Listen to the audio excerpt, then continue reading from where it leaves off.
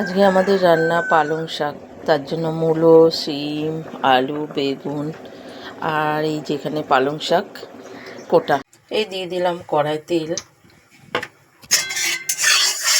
সাদা তেল, আর এই যে ফোড়ন, 5 ফোড়ন, তেজপাতা, শুকনো লঙ্কা।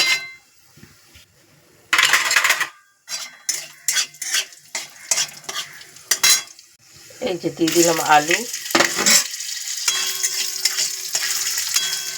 আলু ভাজা হয়ে গেলে শিম,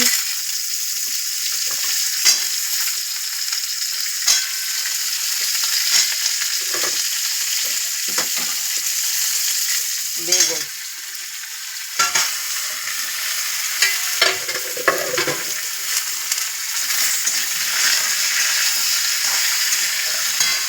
এই পড়ে গেল পালং শাক।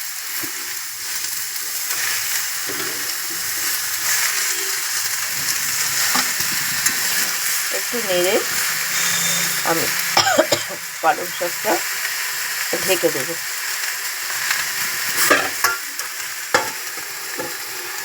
এই দিয়ে দিলাম লঙ্কা, হলুদ, একটু জিরে, আর দিয়ে দিলাম আদা। এটাকে সুন্দর করে নাড়তে হবে।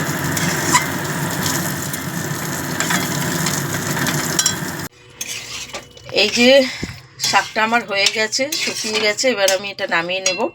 নামিয়ে নিলাম কড়া থেকে। আমার পালং শাক রেসিপি কমপ্লিট।